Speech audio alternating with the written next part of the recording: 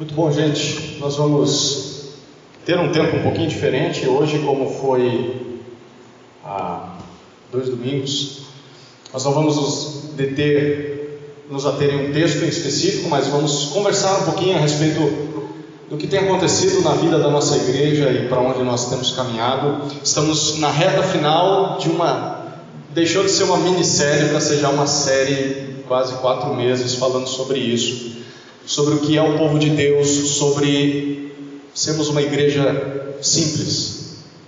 Simples não significa uma igreja rasa, mas significa ser uma igreja que tenta caminhar e se estruturar de uma forma bíblica, da forma mais bíblica possível, abrindo a Bíblia e lendo como a igreja deveria ser e tentando trazer isso para essa comunidade aqui.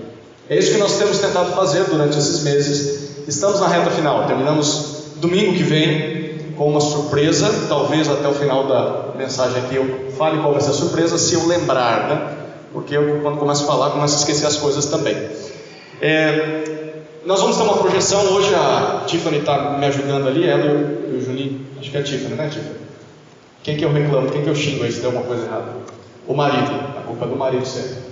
Tá, então a Tiffany vai ajudar a gente aí. O tema dessa nossa fala é a respeito de grupos de discipulado.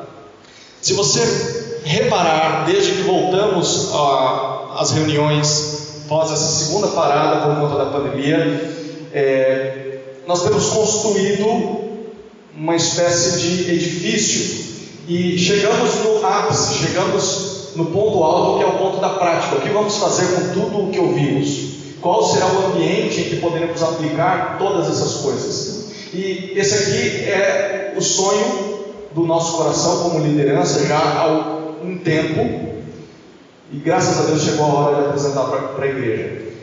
Alguns já sabem do que a gente está falando, e se eu desse o microfone aqui, eu poderia dizer, vai ser assim, assim, assado, e eu tenho até dicas de como pode ser, enfim. Mas aprove a Deus que no calendário nós conseguíssemos encaixar essa fala exatamente aqui. Para você que talvez venha mais aos domingos à noite, para você que talvez está nos acompanhando pela internet e não tem tido essa oportunidade de estar presente, em especial na escola bíblica. E então esse aqui é uma última apresentação, uma palavra final sobre o assunto. E a partir desse mês de outubro nós começamos uma nova série de pregações, mas continuamos com esse lema, que é amar a Deus, amar o próximo, servir ao mundo, até que Jesus nos busque. Amém?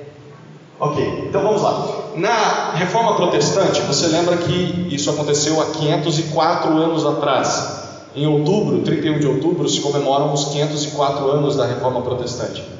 Ao longo desse período, foi cunhada essa frase que foi formada aos poucos. Mas quando os teólogos se lembram da Reforma Protestante, o que ela foi? Foi um movimento dentro da igreja, na época a Igreja Católica Romana, a igreja aqui no Ocidente. Foi uma ruptura que houve de alguns sacerdotes que queriam que as coisas voltassem um pouco mais para a Bíblia dentro da instituição, e não houve essa abertura, então eles romperam com a Igreja Católica na época, e daí surgiu o movimento protestante, que protesta contra essa institucionalização da igreja e contra aquele poderio papal que existia na época e até hoje, de certa maneira, existe. E depois disso surgiram várias igrejas chamadas igrejas evangélicas, até que surgem os batistas. Então nós somos resultado da Reforma Protestante nesse sentido, né? como instituição, né? Como placa de igreja, como denominação. E uma das frases que foi cunhada lá por volta do século 17, 18, na verdade século 19, foi essa frase aqui, que eu vou me atrever a ler em latim. Se alguém for fluente, por favor, alguém em latim? Não, eu também não sou, mas eu vou ler aqui. Ecclesia reformata semper reformanda secundum verbum Dei. O que isso significa no português? Falei em línguas aqui, né? Em português é a igreja reformada sempre se reformando segundo a palavra de Deus, de acordo com a palavra de Deus. A igreja reformada é aquela que olha para a Escritura constantemente e avalia se aquilo que ela está fazendo é o que a Bíblia diz.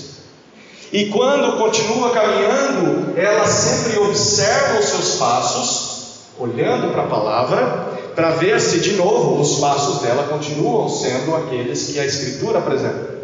Então, se nós queremos realmente ser leais à Escritura, precisamos constantemente revisitá-la, para ver se o que estamos fazendo como igreja é aquilo que Deus queria que nós fizéssemos como igreja. Por quê? Por que a igreja reformada deveria constantemente se reformar à luz da palavra? Porque nós temos a tendência natural, por causa do pecado, de nos desviarmos da vontade de Deus. Nós temos a tendência natural de sermos legalistas, de criarmos tradições. Em outros casos, nós temos a tendência natural de abrirmos mão das leis e vivermos a nossa própria vontade. E por isso nós constantemente precisamos revisitar a Bíblia, para que não façamos mais as coisas do nosso jeito, mas do jeito que Deus queria. E esse período na vida da nossa igreja tem sido assim.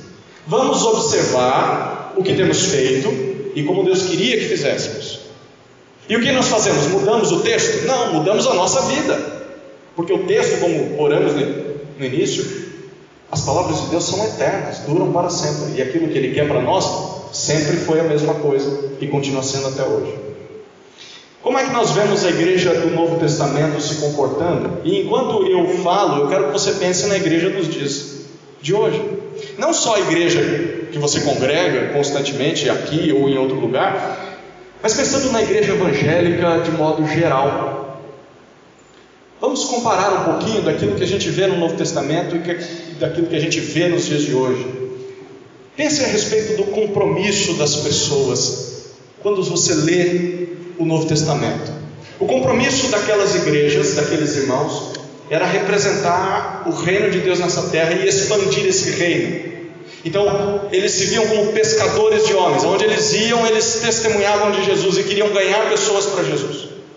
Porque essa era a notícia que os impactou, que os transformou, e eles querem que outros experimentem essa mesma transformação. Como é que era a devoção dessas pessoas? Você lê o Novo Testamento e percebe que eles eram irmãos que se dedicavam e investiam na oração. Não era necessário uma reunião de oração, eles oravam, porque queriam orar. Passavam horas em oração. Tudo era motivo de oração para eles. E você percebe uma busca por santidade, uma luta contra o pecado, vontade de ser mais parecidos com Jesus. Quando você lê o Novo Testamento, você percebe, apesar de todas as falhas e pecados que nós lemos, há alguns desejos, e nós vemos em relação aos relacionamentos. Você percebe relacionamentos conflitantes, muitas vezes, mas profundos. Prestação de contas, amor ao próximo. Você percebe discípulos de alguém. Então alguém chegou, evangelizou e caminhou com essa pessoa. Então os crentes são discípulos de alguma pessoa, mas discípulos que também fazem discípulos. Então eu não só recebo, eu também dou. Eu não só sou investido por alguém, mas eu invisto em alguém. Quando nós lemos o Novo Testamento, parece que é isso que estamos vendo. O serviço, todos eram desafiados a colocar o seu dom em prática pelo bem do todo. A carta aos Coríntios, Paulo trabalha a carta inteira falando que vocês deveriam amar uns aos outros, servir uns aos outros. É uma carta, a igreja de Corinto dava bastante trabalho para Paulo, creio que responsável pelos seus cabelos brancos, alguns dos seus fios brancos no final da vida. Como nós vemos liderança no Novo Testamento? A liderança na igreja era um exemplo. Leia, por exemplo, as cartas a Timóteo, de Paulo a Timóteo, a carta de Paulo a Tito, dizendo: você deve ser exemplo, modelo de vida, de prática para a comunidade. As pessoas olham para você e veem como Jesus é. Que responsabilidade! Apesar dos seus pecados, dedique-se a ser um modelo para os fiéis. E quando pecar, seja um modelo de arrependimento. Quando nós olhamos para a liderança, a função da liderança era treinar os irmãos para que os irmãos servissem uns aos outros. Essencialmente era essa a responsabilidade. O pastor, o líder, o presbítero, ele é um treinador da comunidade. Ele ensina a comunidade a fazer o que Deus quer que essa comunidade faça. Era para isso que servia o ensino.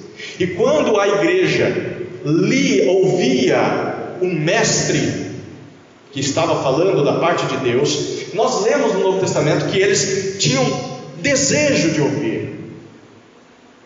Não só ouvir, eles queriam entender. Lembre-se dos bereanos, que conferiam tudo que Paulo dizia na Escritura para ver se era assim mesmo. Nós víamos pessoas dispostas a aplicar a palavra, desejosas de aplicar a palavra nas suas vidas. E por fim nós vimos comunhão. Eles estavam juntos diariamente como uma nova família. Não era só vez ou outra, eles se viam realmente como um povo separado.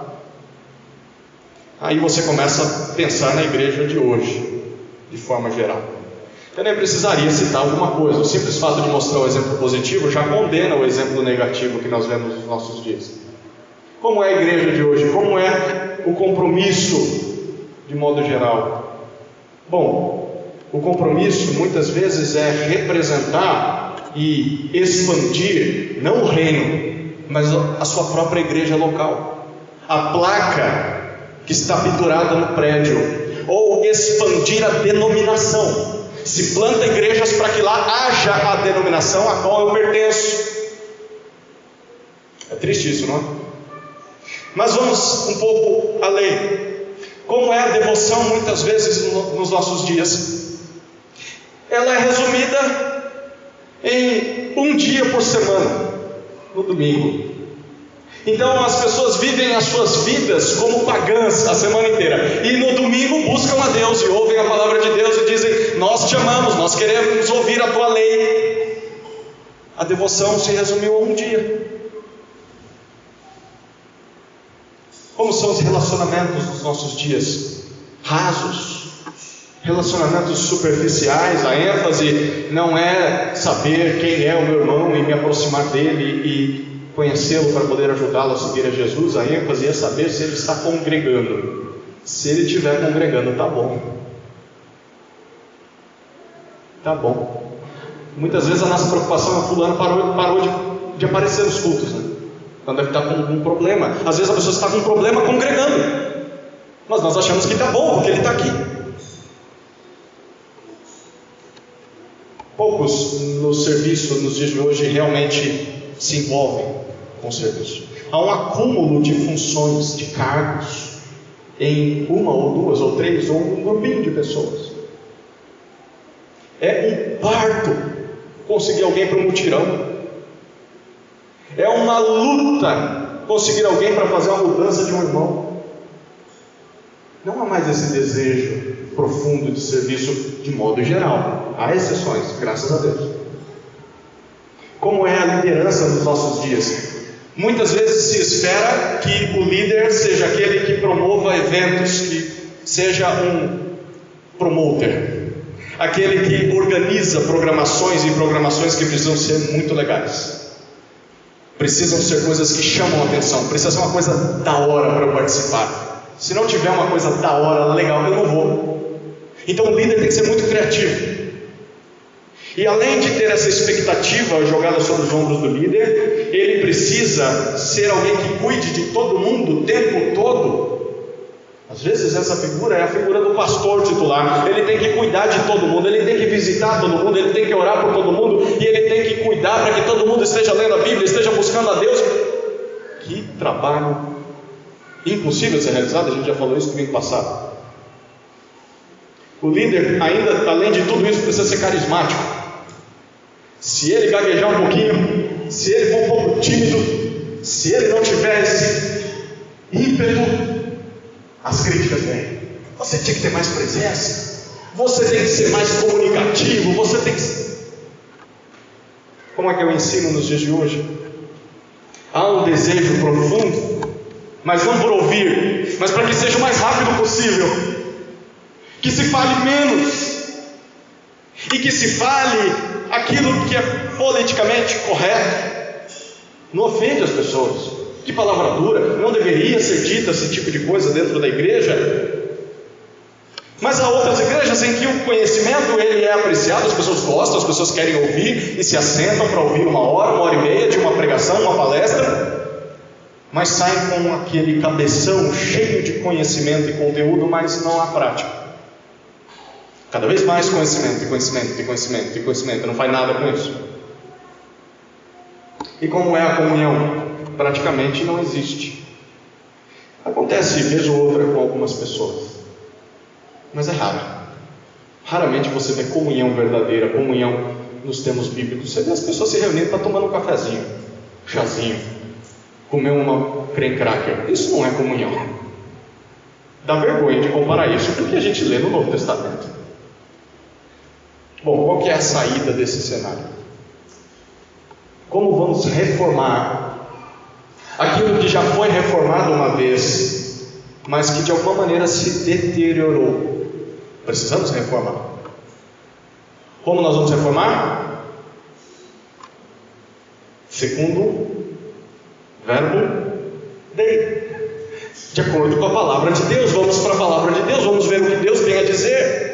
Qual é a solução que Deus oferece para que a gente saia desse marasmo espiritual, como Gideão gosta de dizer, dessa água parada que não vai nem para lá e nem para cá, e a água parada cheira mal, não cheira? Como nós vamos sair dessa situação em que nós mesmos nos enfiamos? E como é que nós vamos poder caminhar mais para aquilo que nós lemos, em direção àquilo que nós lemos na Bíblia? Pelo menos uma das maneiras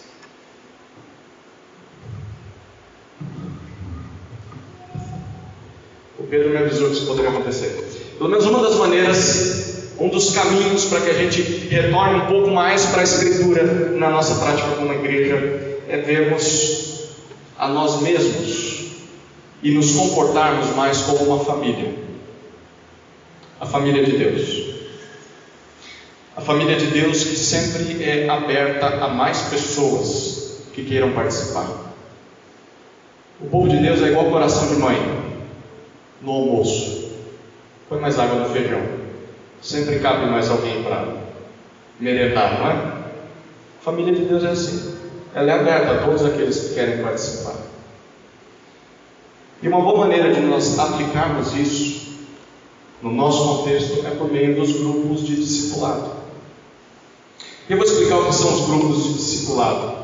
Para você que talvez ainda não percebeu isso ou não experimentou isso de nenhuma maneira, nós já temos feito isso há um bom tempo aqui. E hoje de manhã foi um tempo tão gostoso com os irmãos que vieram na escola bíblica.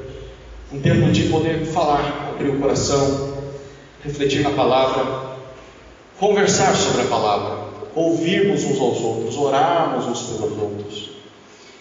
Mas para você que talvez nunca experimentou isso ou ainda não está convencido se isso deveria acontecer, eu vou apresentar para nós 4 perguntas e vai ser a pauta aqui do restante dessa fala. A primeira é por que nós pensaríamos em grupos e por que estou chamando eles de grupos de discipulado.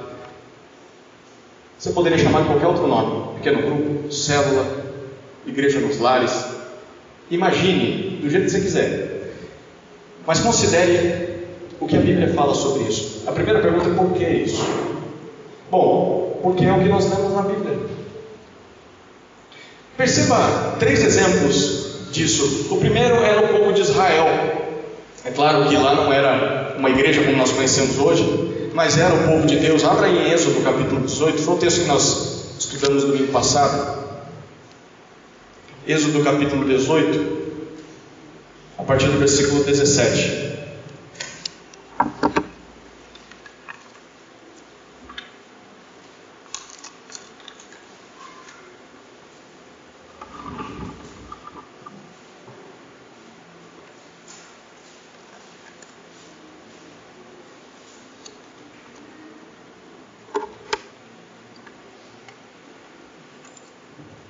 Êxodo 18, a partir do versículo 17 até o 23. O sogro de Moisés, porém, lhe disse: não é bom o que você está fazendo. Com certeza todos ficarão cansados, tanto você como este povo que está com você. Isto é pesado demais para você. Você não pode fazer isso sozinho. Escute agora o que eu vou dizer, eu o aconselharei, e que Deus esteja com você. Represente o povo diante de Deus, leve as suas causas a Deus, ensine-lhes os estatutos e as leis, e faça com que conheçam o caminho em que devem andar e a obra que devem fazer. Procure entre o povo homens capazes, tementes a Deus, homens que amam a verdade e odeiam a corrupção. Coloque-os como chefes do povo, chefes de 1000, chefes de 100, chefes de 50 e chefes de 10, para que julguem este povo em todo o tempo. Toda causa grave trarão a você, mas toda causa pequena eles mesmos julgarão. Assim será mais fácil para você e eles o ajudarão a levar essa carga. Se você fizer isto e se essa for a ordem de Deus, então você poderá suportar, e também todo este povo voltará em paz ao seu lugar. Nós vimos isso com mais detalhes no domingo passado, mas o que nós estamos lendo aqui é Jetro, o sogro de Moisés, dizendo a ele que liderar o povo de Deus sozinho não é algo bom. Por que, Jetro? Ele diz porque todo mundo vai ficar esgotado, tanto você que é o líder, quanto os liderados. É um trabalho pesado demais para uma só pessoa. Então o conselho de Jetro é: olha, Moisés, escolha homens qualificados, não só isso, mas distribua para esses homens que eles liderem o povo em grupos, de acordo com as capacidades deles. Isso é interessante. Ele diz: divida em grupos de 1000, de 500, de 100, de 50, de 10. Alguns conseguem cuidar de 10, outros conseguem cuidar de 1000. O que cuida de 10 não é pior e nem melhor do que o que cuida de 1000, cada um na sua capacidade. E tudo bem, tudo bem. E distribua isso, Moisés, e depois supervisione o trabalho desses homens. As causas mais graves que eles não conseguem julgar, eles trarão a você, e você ajude-os nisso. O resultado é que Moisés vai suportar a pressão da liderança e o povo vai ficar satisfeito. Perceba, Deus está, por meio de Jetro, aconselhando Moisés a dividir o povo em grupos menores, para que assim o cuidado desse povo seja mais eficiente. O segundo exemplo é o de Jesus. Olha que interessante, quando nós vamos para o Novo Testamento, olhando para o ministério de Jesus, nós vamos folhear agora um pouquinho os evangelhos. Então eu te convido primeiro a abrir em Lucas capítulo 5, versículo 15. Lucas capítulo 5, versículo 15.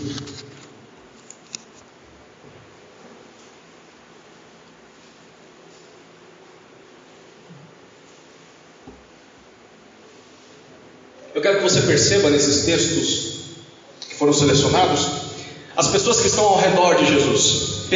Pense em quantas são e qual é o grau ou nível de intimidade que elas conseguem ter com Jesus por conta disso, de quantas são. Tá? Quantas são e quanto de intimidade elas poderiam ter. Olha o que diz Lucas 5,15. Porém, o que se dizia a respeito de Jesus se espalhava cada vez mais, e grandes multidões afluíam para o ouvir e para serem curadas de suas enfermidades. Quantas pessoas iam até ele? Multidões. Agora um pouco mais à frente, em Lucas 10.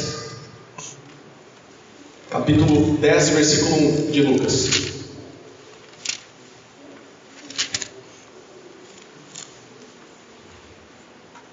Lucas 10, 1.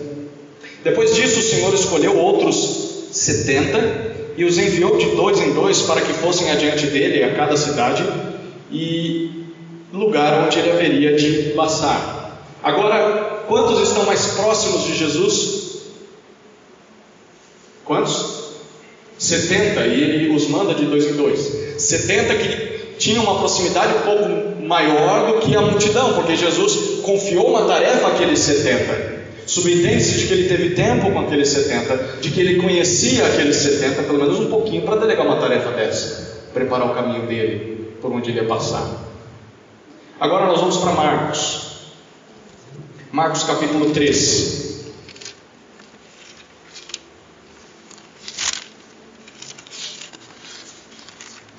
Versículo 15, ou melhor, de 13 a 15. Marcos 3, de 13 a 15.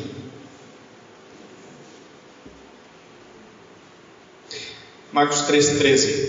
Depois Jesus subiu ao monte e chamou os que ele quis, e vieram para junto dele. Então designou 12, aos quais chamou de apóstolos, para estarem com ele e para os enviar a pregar e a exercer a autoridade de expulsar demônios. Quantos Jesus agora chama dentre a multidão e provavelmente dentre aqueles 70? Quantos? 12. O grupo vai diminuindo, né? E olha que dentro dos 12, olha o que nós lemos no capítulo 5 de Marcos, versículo 37.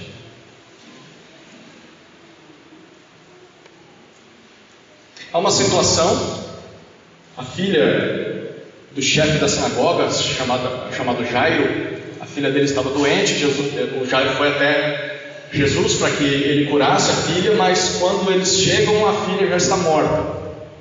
E aí Jesus está com seus discípulos ali. Antes havia uma multidão junto com ele. E olha o que nós lemos no capítulo 5, versículo 37. Jesus não permitiu que ninguém o acompanhasse, a não ser Pedro e os irmãos Tiago e João. Lembra da musiquinha? Pedro, Tiago, João, no barquinho, assim? Os três aqui. Então, dentre os 12, Jesus só permite que esses 3 entrem na casa, por algum motivo. Jesus queria que aqueles 3 vissem o que ele estava para fazer. E não é a única vez em que ele separa aqueles 3. Um pouco mais à frente, no capítulo 9,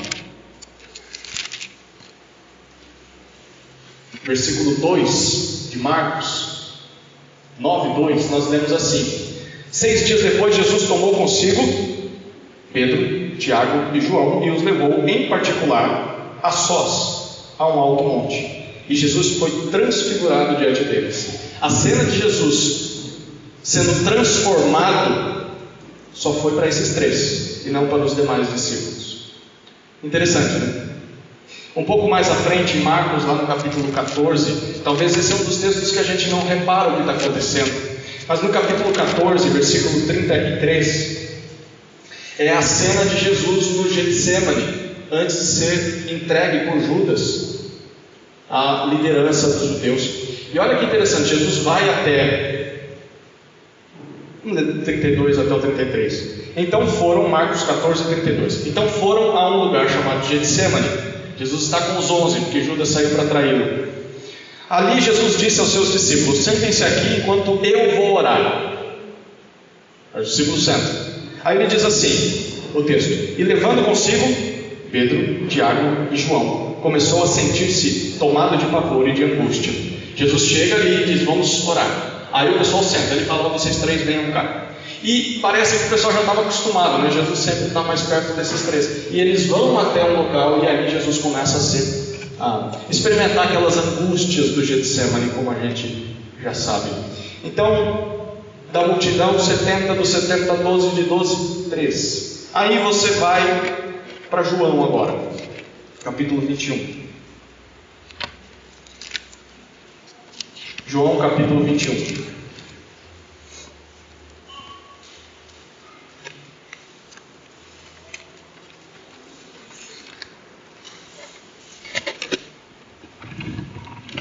João 21, versículo 15 até 17. Jesus já morreu, já ressuscitou, apareceu aos discípulos, comeu com os discípulos. E aí nós lemos: depois de terem comido, João 21, 15, Jesus perguntou a Simão Pedro. Lembra que Pedro tinha negado Jesus, né? Antes que o galo cantasse 2 vezes, negou por 3 vezes. Aí o texto diz assim, Jesus dizendo para Pedro: Pedro, filho de João, Simão, filho de João, você me ama mais do que estes outros me amam? Ele respondeu: sim, Senhor, o Senhor sabe que eu te amo. Jesus lhe disse: apacente os meus cordeiros. Jesus perguntou pela 2ª vez: Simão, filho de João, você me ama? Ele respondeu: sim, Senhor, o Senhor sabe que eu amo. Jesus lhe disse: pastorei as minhas ovelhas. Pela 3ª vez, Pedro nega por 3 vezes, Jesus o restaura por 3 vezes. Pela 3ª vez, Jesus lhe perguntou: Simão, filho de João, você me ama? Pedro ficou triste por Jesus ter perguntado pela 3ª vez: você me ama? Por que ele ficou triste? Porque ele lembrou que ele negou 3 vezes. Mas Jesus vai agora me dizer: seu miserável, você me traiu e agora vai cair fogo do céu consumindo a sua cabeça. Por isso que ele fala: ele fica ali triste, porque Jesus perguntou pela terceira vez: você me ama? E Pedro responde: o Senhor sabe todas as coisas, o Senhor sabe que eu te amo, o Senhor sabe que eu estou arrependido de ter te negado por 3 vezes. Jesus lhe disse: apacente as minhas ovelhas. Essa ordem só é dada a Pedro. Ele não disse isso aos 11 apóstolos, ele disse isso a Pedro. De multidão 70, de 70, 12, de 12, 13, dos 3, 1. Perceba que interessante isso numa imagem. Pode passar, Tifa. Olha lá. Imagine o ministério de Jesus assim. Ele dava atenção para as multidões? Dava dentro do possível. Mas ele se dedicava a um grupo cada vez menor. Porque com multidões não se consegue dar tanta atenção assim. Não é verdade? Quem aqui trabalha com muita gente? Já foi responsável por muita gente no trabalho? É difícil, não é? Dar conta de tudo que todo mundo está fazendo. Mas quando a equipe é menor é mais fácil. Você consegue conhecer as pessoas melhor, você sabe as dificuldades que elas estão tendo. Se um atrasa, é mais fácil você tentar descobrir por que atrasou. Imagine isso dentro do povo de Deus. A sabedoria está na atitude de Jesus, em como ele fez as coisas. É óbvio. E aí, se não faltava mais nenhum exemplo, né? Já está bom aqui. Mas aí nós vemos como as igrejas do Novo Testamento se comportaram. Pode voltar lá? Eu não vou ler por conta do tempo, mas todas essas passagens, não, é aquele lá mesmo. Isso. Todas essas passagens nos mostram que as igrejas do Novo Testamento entenderam que elas não deveriam apenas se reunir em grupos assim de multidões, mas que eles deveriam ter também momentos em que eles veriam menos pessoas, para que a comunhão fosse realmente praticada. A igreja em Jerusalém começa assim. Nós lemos que eles se reuniam no templo, mas também de casa em casa. E você continua lendo a igreja em Éfeso. Paulo diz que pregou lá de casa em casa também. A igreja em Roma, quando Paulo escreve a sua carta, ele diz: saúda os irmãos que reúnem a igreja na sua casa. Você lê a respeito de Laodiceia, na carta aos Colossenses, ele diz: saúda os irmãos que se reúnem lá em Laodiceia numa casa. A igreja em Colossos também, quando ele escreve a Filemon, ele fala a respeito de uma igreja que se reunia na casa de Filemon. Fica claro na leitura do Novo Testamento que as primeiras igrejas, se reuniam num só lugar, sim. Às vezes era no templo, às vezes era numa escola, às vezes era ao ar livre. Mas havia um momento em que eles se reuniam como um todo. Mas também havia momentos em que eles tinham reuniões menores, regulares, nos lares, nas casas. Tem uma frase, eu não vou lembrar quem aqui disse isso aqui, mas é que a sua casa é uma extensão da igreja. Era assim que aqueles irmãos se viam. O meu lar é um braço da igreja. Não é apenas o meu lar, é parte da igreja. E eu preciso entender assim: o meu lar é um lar missionário, porque eu sou um missionário de Jesus, onde eu estou. Por quê? Porque nós vemos isso na Bíblia. Segunda pergunta, a gente vai andar um pouco mais rápido agora. Mas quais os benefícios de termos grupos menores em que as pessoas se reúnam além do domingo, por exemplo? Alguns aí. Primeiro, que todos são pastoreados. Se você quiser participar de um grupo, daqui a pouco eu falo sobre isso, como vamos fazer, como vamos começar. Mas se você quiser, porque talvez você está ouvindo isso e fala: é muito legal, mas eu não quero não. Tudo bem, ninguém vai te forçar a nada. Se você não quer, até melhor que não esteja, porque quando a gente não quer uma coisa, a gente faz de tudo para que dê errado. Torce para que dê errado. Então se você não quer, não tem problema. A gente fica em paz, se abraça, louva a Deus aos domingos, não tem problema. Mas se você quiser, e se você quiser participar de um grupo, com certeza você vai ter alguém que vai conseguir te dar atenção. Muitas vezes a reclamação é: ninguém me liga, ninguém me visita, ninguém sabe como eu estou, tadinho de mim, ó céus, ó vida, ó azar. Não é assim? Uma só pessoa não vai conseguir dar conta de todo mundo. Nesse salão aqui, com certeza, eu tenho certeza absoluta, eu não consegui visitar todo mundo em 3 anos que estou aqui. Consegui? Talvez você esteja, pastor, nunca me visitou. Não consigo, eu estou tentando visitar. Aos poucos, talvez um dia, antes de Jesus me levar, eu consiga visitar todo mundo. Mas se você decidir participar de um grupo de discipulado, vai ter alguém que vai conseguir te visitar, que vai conseguir cuidar de você. Por quê? Porque o grupo vai ser menor. Essa pessoa vai ser responsável por um grupo muito menor do que 130 pessoas. É mais fácil cuidar de 10 do que de 130. Não é? Não dá para estruturar o seu mês para cuidar e entrar em contato com os 10? Imagine se eu ficar a minha semana inteira ligando para todos os membros, tentando visitar todos os membros em um só mês. Primeiro que eu não vou dar conta, segundo que não vai ter pregação mais. Não é assim? Não vai dar tempo, não vai dar conta. Mas uma pessoa consegue cuidar de 10, 12. Todos vão ser pastoreados, todos os que querem, né? Se você quiser, vai ter alguém que vai poder cuidar de você. Ah, não quero isso, não tem problema. Mas também não reclame depois. Não reclame com essas frases: ninguém me ama, ninguém me cuida, ninguém vem atrás de mim. Opa, peraí, tem um sistema, tem uma estrutura que favorece isso, você que não quer. Segundo benefício, cria oportunidades de discipulado. Nos contatos que nós temos, só nos vendo de domingo, fica difícil ter intimidade com as pessoas. Fica difícil saber o nome das pessoas. Quanto mais tem intimidade e quanto mais ajudar essa pessoa a seguir Jesus, fazê-la um discípulo de Jesus. Mas nos grupos de discipulado, nós vamos ter muita oportunidade para fazer discípulos.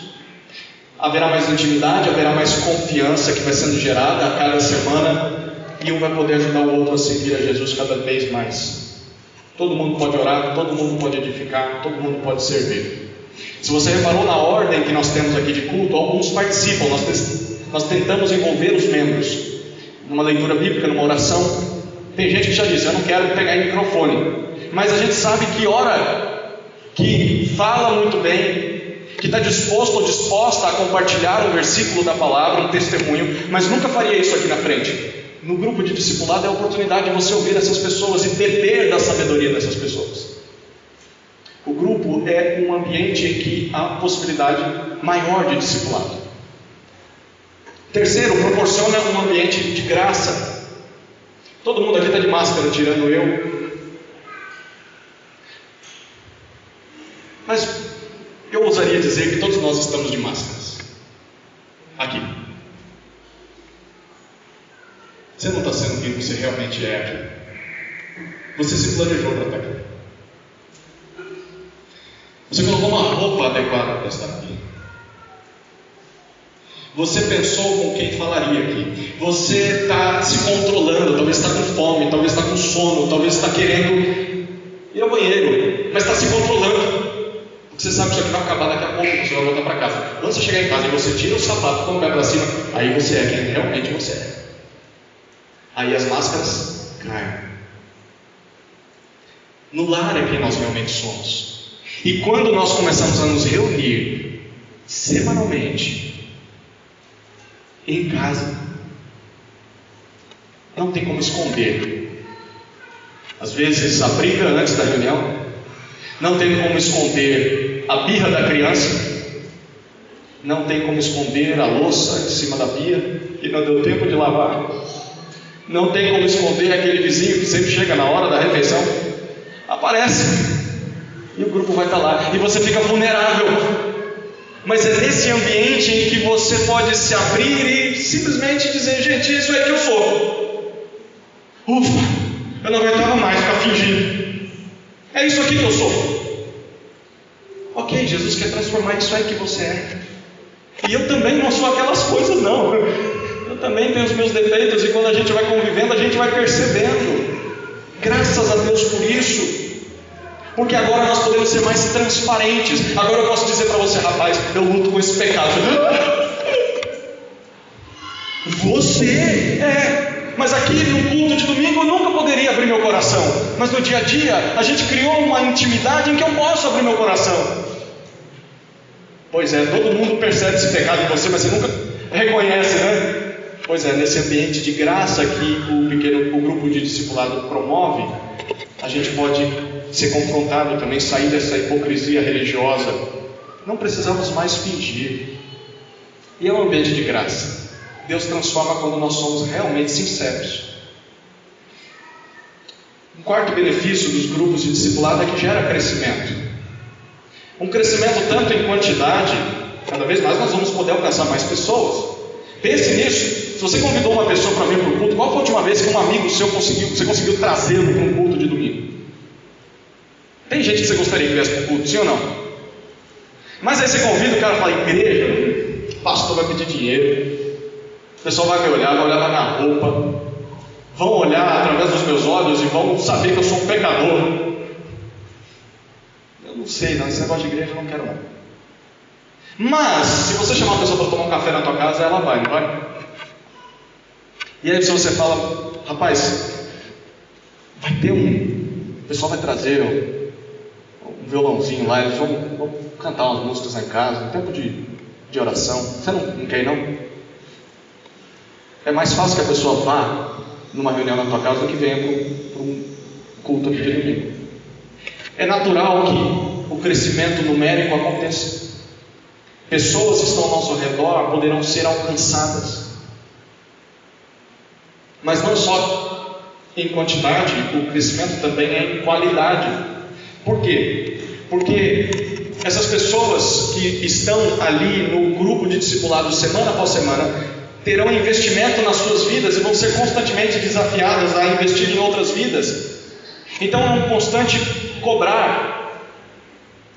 Um vai olhar para o outro e falar, meu irmão, você parou de vir, você não está mais se movendo em busca de Deus, vamos lá. Vendo as pessoas só de domingo a domingo, é muito mais difícil fazer isso. Tem uma imagem muito legal, é o famoso crescer grande e crescer pequeno. Cresce grande porque nós conseguimos atingir mais pessoas, e quanto mais pessoas, o templo vai tendo que se expandir. Mas está crescendo por quê? Porque nas casas as pessoas estão chegando. Cresce grande e cresce pequeno também. Em quinto lugar, o quinto benefício, promove o evangelismo. O evangelismo vai se tornar algo natural. Porque você gosta de alguma coisa que você gosta muito mesmo? Quem aqui gosta de alguma coisa que gosta muito mesmo? Talvez uma comida que você gosta muito mesmo. Um lugar que você visita que você gosta muito mesmo. Uma coisa que você faz que você gosta muito mesmo. Se você gosta muito mesmo de uma coisa, você quer que outros experimentem isso aí também, não é? E gostem também do mesmo jeito que você gosta, porque é muito gostoso. Se amar a Jesus e seguir a Jesus é uma coisa que você gosta muito mesmo, você quer que as pessoas também façam isso, que as pessoas também experimentem isso. Muitas vezes nós não vemos pessoas vindo aos domingos, porque talvez você não goste muito mesmo disso aqui. Isso aqui não é igreja, isso aqui é uma reunião da igreja. A igreja são os relacionamentos que o povo de Deus tem entre si, como uma família. Isso é igreja. Se você gosta muito mesmo de um grupo de discipulado, é natural que você convide pessoas. É natural. E não só isso, mas vai ser intencional esse evangelismo. Nós queremos que as pessoas venham para a imagem. É isso? É isso? Nós queremos que as pessoas entrem no hall de membros dessa igreja? É isso que nós queremos? É para isso que nós existimos? Se é o que nós existimos, então volte aí entre 4 meses e ouça tudo que nós já falamos aqui. Não é para isso que nós existimos. Nós existimos para levar pessoas até Jesus, que elas conheçam Jesus, que elas sejam salvas, ganhas por Jesus. Se em consequência a isso elas vierem para cá, legal. Se forem para outro lugar, legal também, porque eu queria que você conhecesse Jesus, que é o que salva a tua alma. É disso que você precisa. E que participe de uma igreja saudável, mas participe. Então, se o nosso alvo é que a pessoa venha até Jesus, o melhor caminho não necessariamente é vir para um culto de domingo, mas é ir em uma reunião na casa, algo mais íntimo, algo mais confiável, com quem você já tem um relacionamento. Eu tenho uma ilustração agora para mostrar sobre como funciona normalmente a igreja. Deixa eu até tomar água aqui.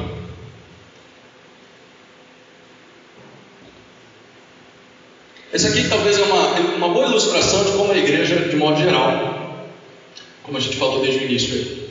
Você tem aí, nessa faixa meio, eu não sei que cor que é essa, verde, azulada, azul esverdeada, mas essa parte fluorescente do meio aí, nós temos uns rostinhos aí amarelos e sorridentes. São as pessoas dentro da igreja, dentro do prédio. Aí você tem acima ali um pastor que está feliz. Não está feliz não, ele está branco, quase desmaiando, porque ele está tentando cuidar desse povo, e ele não está contente. Por quê? Porque ele não dá conta de cuidar de todo esse povo. Tem alguns que estão mais perto dele aqui, ó. Mas tem outros que estão vendo, que está escapando lá embaixo lá. Ele não vai conseguir impedir que ele vá embora, porque ele não dá conta. E ele está triste não só porque não consegue cuidar dos que estão dentro, mas ele está triste pelo tanto de gente lá fora que está perdida. Essa normalmente é a estrutura da igreja tradicional. Aí você pensa numa igreja que funciona em grupos de discipulado. Olha como as coisas mudam. Olha que legal aí. Aquele pastor já não está mais sozinho. Ele entendeu que ele é chamado a pastorear o povo de Deus num coletivo, junto com outros pastores que são os presbíteros. E agora esses presbíteros supervisionam e cuidam e pastoreiam de homens que estão cuidando do rebanho semana após semana em grupos menores. Então o GD é grupo de discipulado. Toda aquela turma que estava dentro e fora agora está reunida ali. É claro, continua tendo gente fora, mas você entendeu a imagem. O que é melhor, isso aqui ou a imagem anterior? Não sei você, mas eu prefiro isso aqui. É mais ou menos isso que a gente está sonhando para a nossa igreja. Mas quais os perigos disso? Há alguns perigos. Essa é a terceira pergunta. O primeiro perigo é dividir a igreja em panelinhas fechadas. Há alguma coisa errada em panelinhas na igreja? Sim ou não? Alguma vez você já viu uma igreja que não tenha panelinhas? É impossível. As pessoas vão acabar tendo afinidade com um grupo específico. É impossível acabar com as panelinhas. Pastores que tentam acabar com as panelinhas se queimam. O problema não são as panelinhas, o problema é o que elas cozinham. E se elas estão com a tampa fechada ou sem tampa. As panelinhas na igreja devem cozinhar coisa boa, devem promover amor a Deus, amar o próximo, serviço ao mundo, e sempre devem estar com a tampa aberta para a conversão de não crentes. Porque às vezes as panelinhas se fecham. As pessoas chegam e elas não encontram abertura na igreja. Elas não conseguem se encaixar, porque não há abertura. Então é um perigo os grupos se tornarem panelinhas fechadas, que se tornem panelas, mas abertas, e que cozinhem coisa boa, dispostas a receber pessoas. Um segundo perigo é gerar fofoca e difamação. Não sei se você sabe, mas a fofoca é o pecado do diabo. Se você é fofoqueiro ou fofoqueira, pega a visão. Palavra de Jeová para você. A fofoca é o pecado do diabo. Sabe por quê? Diabo vem do termo grego diabolos, que significa difamador, fofoqueiro. É o pecado mais condenado na Bíblia. Mais condenado que adultério e roubo. O adúltero a gente fala, pecador. Fofoqueiro, é o jeito dele, né? Melhor não falar muita coisa para ele. Deus condena mais o fofoqueiro do que o adúltero.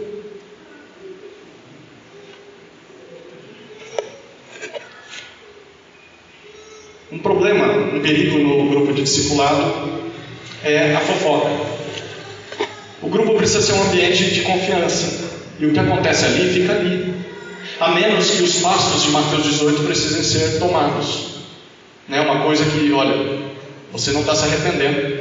Ou o seu pecado, você precisa confessar para fulano, para Beltrano, você tem que falar com a pessoa. E a pessoa se recusa. Aí os passos de Mateus 18. Nós já sabemos todos os passos de Mateus 18.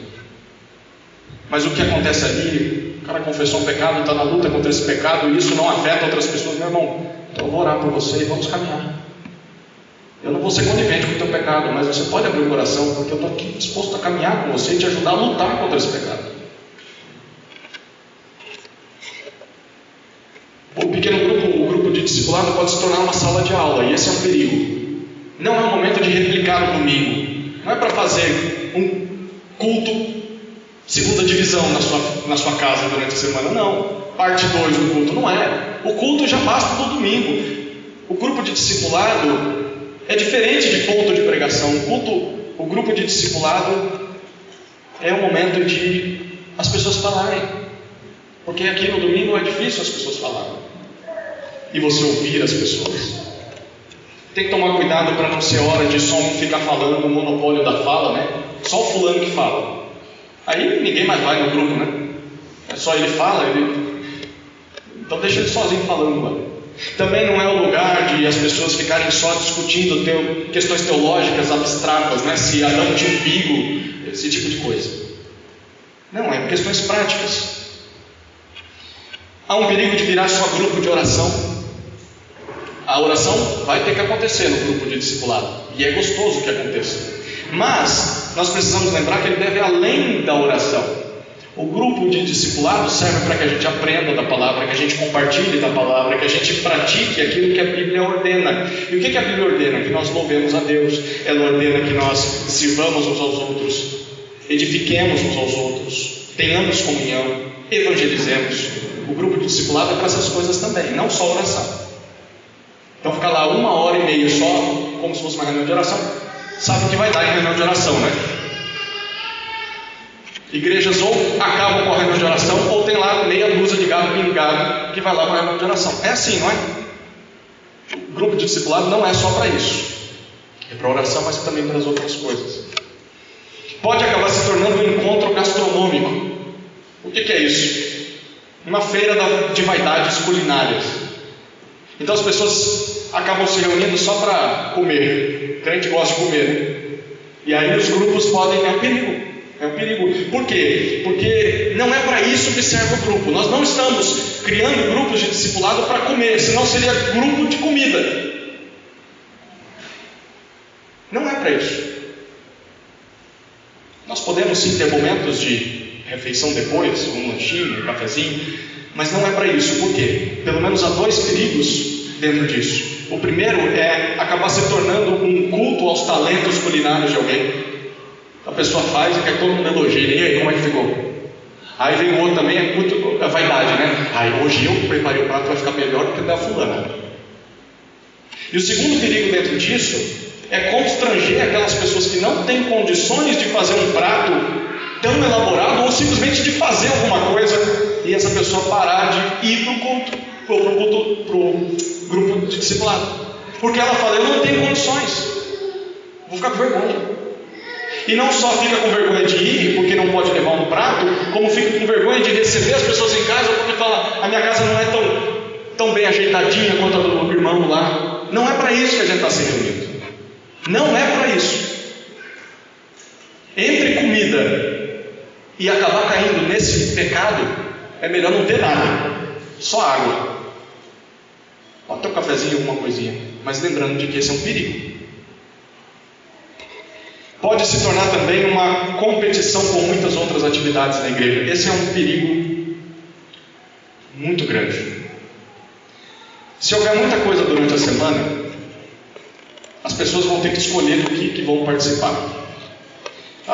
E vão deixar de ir para aquilo que é o mais importante, que são os grupos que geram discipulado. Agora eu quero que você tenha bastante atenção e comece a observar o que foi feito aqui nessa igreja já há um bom tempo que tem sido feito. É necessário enxugar as programações, os eventos, para que nós possamos ter grupos de discipulado durante a semana. Se você reparar, a gente já está fazendo isso, não está?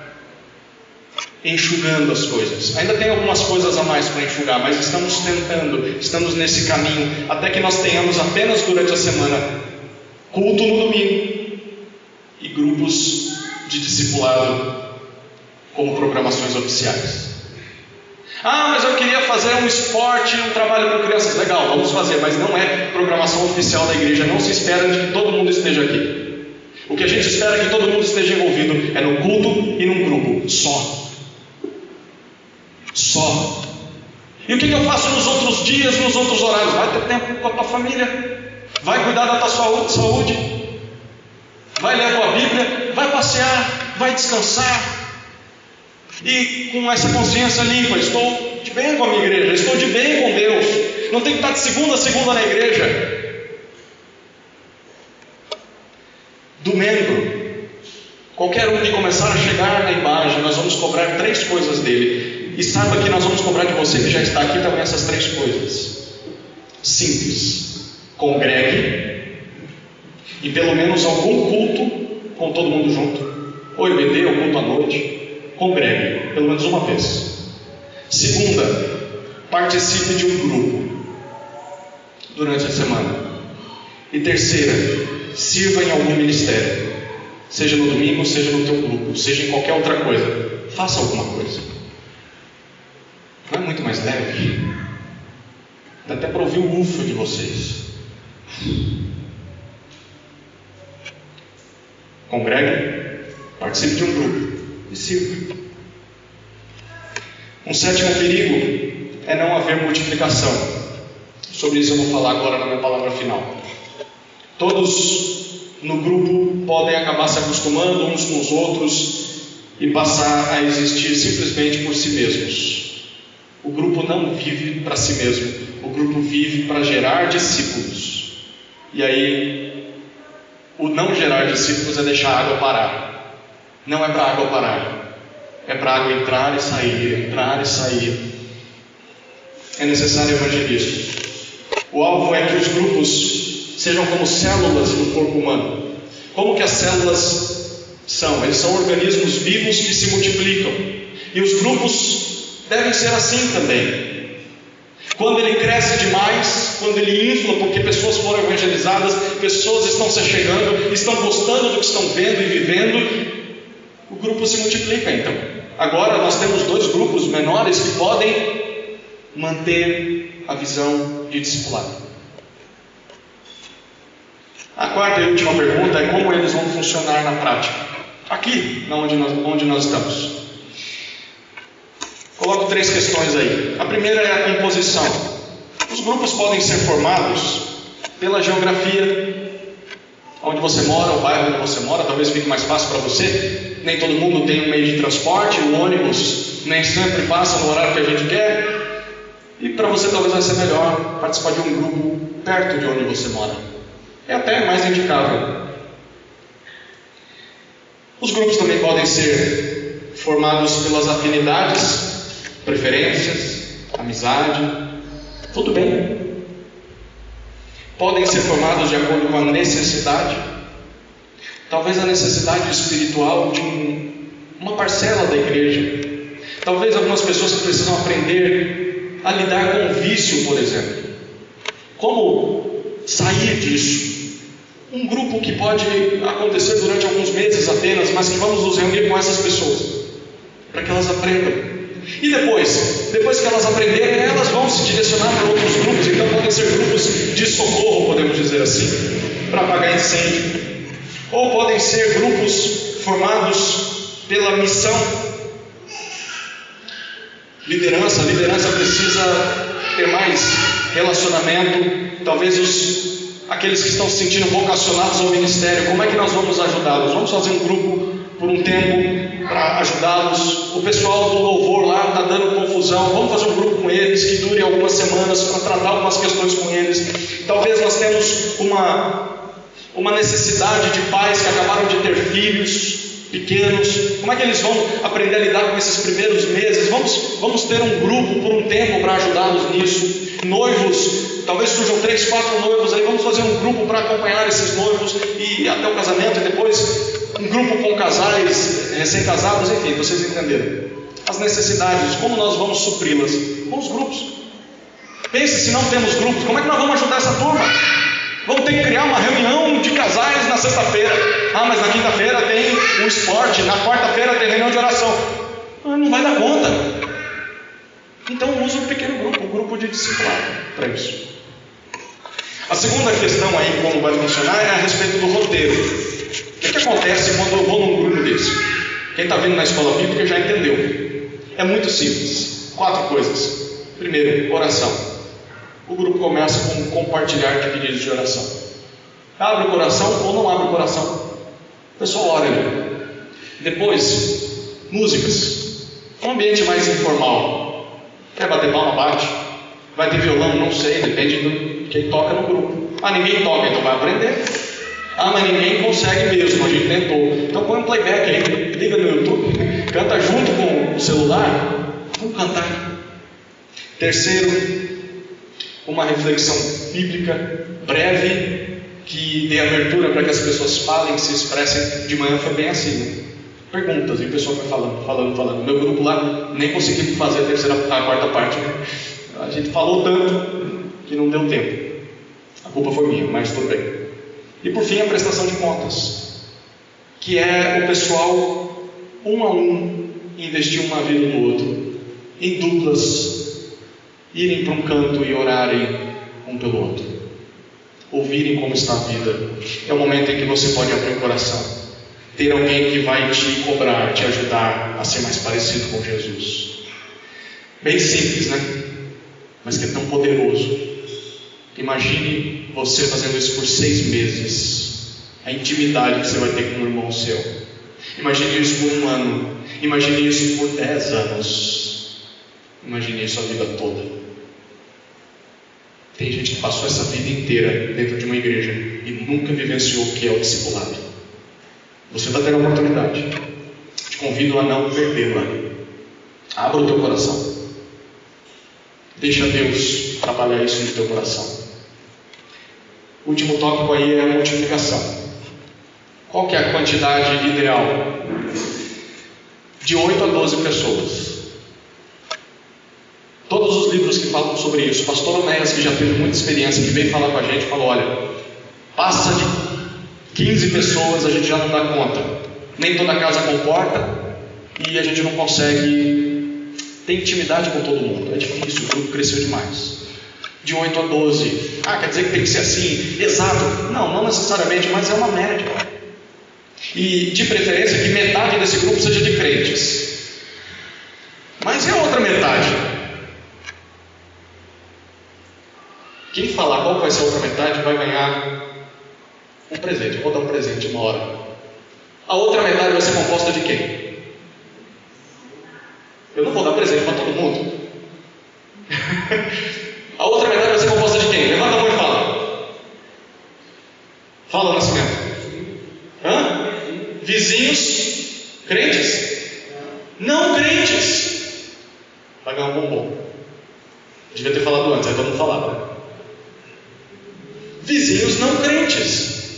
Amigos não crentes. Metade de crente. Aí chega o descrente. Aqueles crentes estão ali sabendo: eu não estou aqui por causa de mim, eu estou aqui por causa do discipulado. Eu quero que esse não crente conheça Jesus, então eu vou me aproximar dele, eu vou me interessar por ele, eu vou ouvi-lo, vou caminhar com ele. Não preciso falar no primeiro encontro: você está indo para o inferno, você tem que aceitar Jesus. Se não aceitar Jesus, você não sai dessa reunião. Ele vai descobrir uma hora ou outra que ele está indo para o inferno. E com vocês ele vai aprender o que é ser discípulo de Jesus. E se o Senhor começar a trabalhar aquele coração, vai chegar uma hora que ele vai falar: eu quero esse negócio para mim. O evangelismo é natural. A composição dos grupos deve ser assim.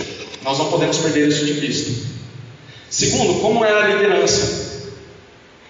Só há novos grupos, isso aqui é muito importante que você se lembre. Só há novos grupos se houverem novos líderes. Líderes dispostos, confiáveis e capazes. Por que dispostos? Porque tem que querer. Por que confiável? Porque ele vai ter que prestar contas. É alguém a quem vai ser confiada, vão ser confiadas vidas. Durante a semana não vão ser os presbíteros que vão estar lá. Vai ser aquela pessoa liderando aquele grupo. Ela tem que ser uma pessoa confiável e precisa ser capaz. Capaz.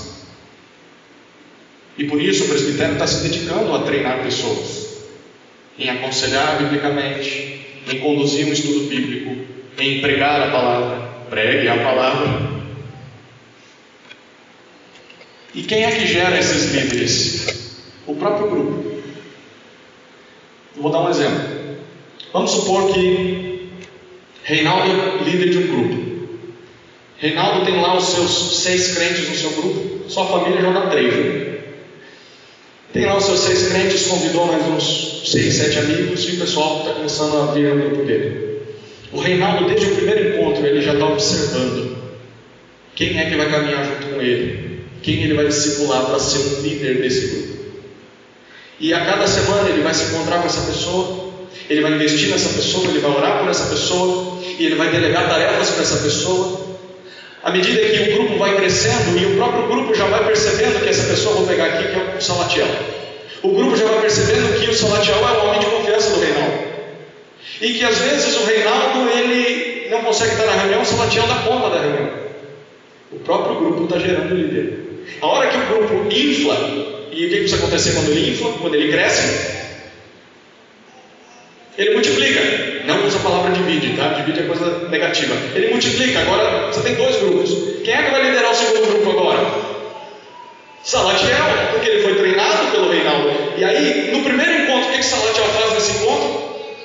Já começa a vislumbrar alguém, acompanhar alguém. E o Reinaldo vai acompanhar alguém lá no grupo dele. E assim é que os grupos vão se multiplicando. Eles vão gerando seus próprios líderes.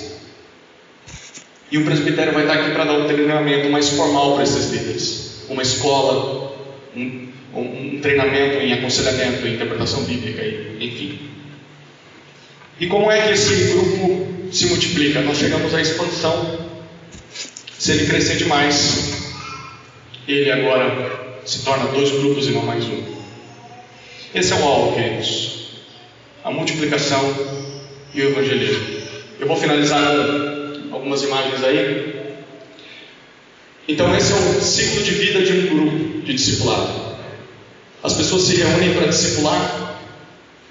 Aí o negócio começa a crescer, porque mais e mais discípulos estão sendo feitos, até que chega a hora em que é necessário multiplicar. Aí esse grupo se multiplica. A mesma coisa vai acontecer. Pode passar, Tiago. Vai multiplicando, multiplicando, multiplicando. Impressionante, né? Não é tão simples. A gente está inventando a roda, está criando algo novo. Parece que estava na nossa frente, a gente não via. Pois é, nós temos a tendência natural de complicar as coisas. Eu quero finalizar, eu sei que eu já falei demais, com Mateus 22, de 37 a 40.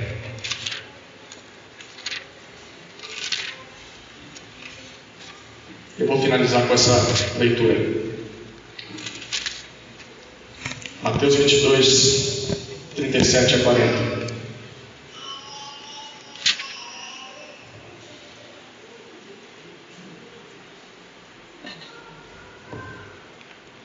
Jesus respondeu: ame o Senhor seu Deus de todo o seu coração, de toda a sua alma e de todo o seu entendimento.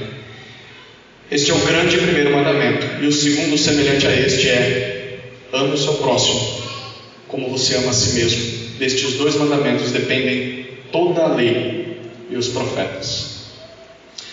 Queridos, se nós nos reunirmos em grupos de discipulado, nós vamos aprender cada vez mais a amar a Deus e ao próximo, e nós estaremos cumprindo o que a Escritura diz.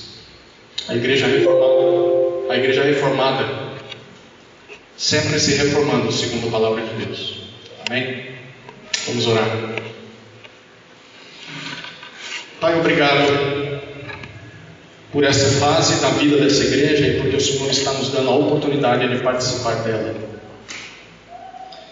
Te louvamos porque o Senhor tem nos mostrado cada vez mais o que o Senhor espera da igreja. E que quanto mais estudamos, nós te louvamos porque vemos que é mais simples do que nós imaginamos.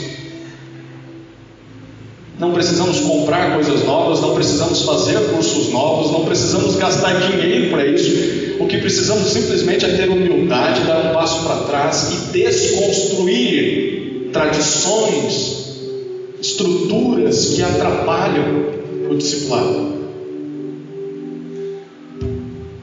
E nós estamos dispostos a fazer isso, Senhor. Não é fácil, Nem todo mundo gosta. Como Jesus diz, para segui-lo é necessário morrer. Nem todo mundo está disposto a se expor, a se abrir, a permitir ser conhecido, desafiado pelo outro. Mas nós temos entendido, Senhor, que é o que a Tua Palavra ordena, que é isso que é seguir a Jesus.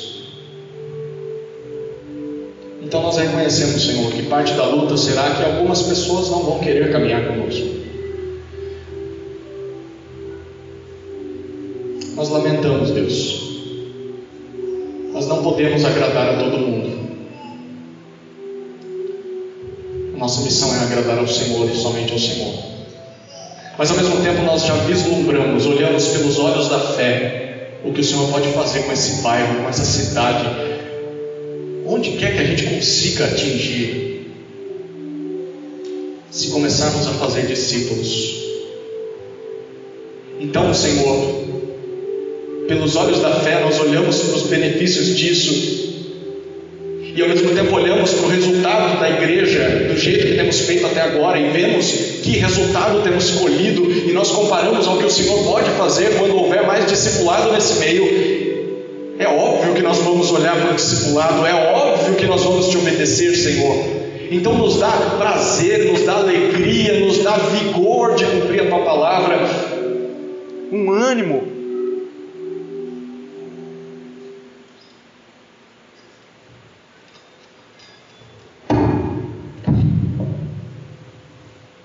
Nos dá um ânimo, Senhor.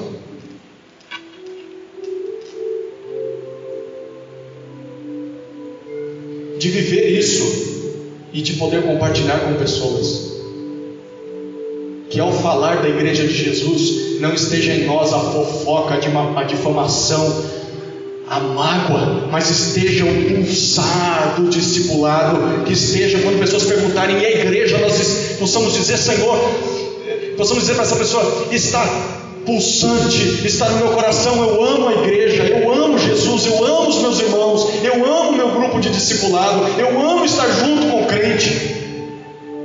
Que as pessoas vejam isso no nosso olhar. Produz em nós um despertamento pela Tua Palavra, um despertamento pelo discipulado, um amor ao Senhor profundo, transformador, e um amor pelas pessoas, de modo a sairmos da zona de conforto e irmos até elas, cientes de que somos como elas, somos mendigos, e a diferença de nós para elas é que nós encontramos pão, e nós queremos mostrar onde encontramos pão, o pão que é a Tua Palavra. Tem misericórdia de nós, Senhor, mendigos, carentes da Tua graça. Que no último dia o Senhor possa olhar para essa comunidade e não ver um prédio muito bem gerido, mas vazio de discípulos. Que possa olhar para essa comunidade e dizer, muito bons servos, bons e fiéis, foram fiéis no que eu dei para vocês, que era fazer discípulos. Sobre o muito vou colocar vocês. Senhor, é isso que nós queremos ouvir no último dia. E não se a nossa conta bancária estava gorda, se convidamos pessoas para a nossa denominação, se plantamos igrejas batistas pelos confins do mundo. Nós queremos igrejas de Jesus, sejam batistas ou sejam de qualquer outro nome, mas que sejam igrejas de discípulos do Senhor. Esse é o nosso desejo, Deus. E nós cremos que é segundo a Tua Palavra que estamos orando. E como o Senhor diz, nós cremos que o Senhor já está respondendo essa oração. E nós Te louvamos porque o Teu Espírito habita no nosso meio. O Teu Espírito já está desafiando e mudando pessoas, transformando pessoas, chamando pessoas. Nós Te louvamos por isso, Deus. Obrigado por podermos fazer parte disso. Para muitos, a primeira vez em que estão participando de vida na igreja, de ver o Espírito se manifestar realmente, e ver pessoas que Te amam e amam o próximo. Obrigado por nos permitir experimentar isso. Que continuemos, Senhor. É o nosso desejo e a nossa oração, no nome de Jesus. Amém.